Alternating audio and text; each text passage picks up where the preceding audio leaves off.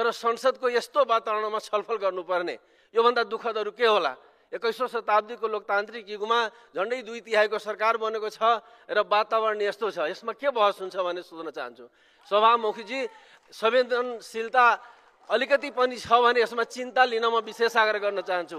के यो संसद सहज हुनै नसक्ने हो? के यस्तै अब चलिरहेको छ? एउटा भोजपुरीमा कहावत छ, हडबडीको बिहा कनपट्टीमा सेन्दुर। हडबडीको बिहा कनपट्टीमा सेन्दुर जस्तै यो सरकारले गराउन खोजेको हो भने जस्तो लाग्छ।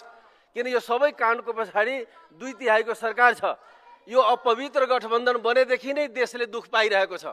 अपवित्र गठबन्धन हेर्नलाई एउटै, भित्र फेरि विभिन्न अनेक खालको जो बखेडा हामी हेरिरहेका छौँ, जे पनि घटनाक्रम हामी हेरिरहेका छौँ। अहिले पनि जो काण्डमा अहिले जो अवरोध परिरहेको छ, अख्तियारले गर्ने प्रारम्भिक अनुसन्धानको सूचना मिडियामा कसरी पुग्यो?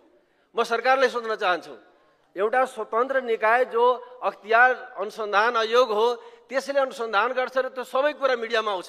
मलाई देखाउनुहोस्। त्यो काङ्ग्रेसलाई पनि थाहा छ कि मेरो लडाई भोलि एमालेसँग छ, एमालेवालाले पनि थाहा छ कि भोलिको लडाई मेरो काङ्ग्रेससँग छ। त्यसैले मुखमा राम बगलीमा छुडाको खेल तपाईँहरूले गरिराख्नु त भएको छैन भन्ने प्रश्न जाग्छ।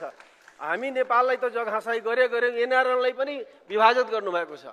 अहिले सरकारको दुईटा प्रमुख घटक, आरजु देउवा जो परराष्ट्र मन्त्री हुनुहुन्छ, उहाँको एउटा घटक एनआरएन बनेको छ भने प्रधानमन्त्रीजीको अर्को एनआरएन बनेको छ भने सबै निकायमा तपाईँहरूको द्वन्द्वले गर्दा दुःख पाइरहेको र देशै बर्बाद हुन लागेको त सबैतिर हेरिरहेछौँ। अहिले अख्तियारमा पुग्नु भएछ, न्यायालयमा पुग्नु। वक्ता मान्य सदस्य, यहाँको विषय केमा बोलिरहनु भएको छ? त्यहाँ सभामुखज्यू, आज यो वातावरण छलफलको लागि छैन। मैले के गर्ने त? मैले कुन विषयमा केन्द्रित भएर बोल्नको लागि म निर्देश गर्दछु। म सम्मानीय सभामुखजीसँग सोध्न चाहन्छु, अवरोध, संसद अवरोध कुन अवस्थामा भन्छन्?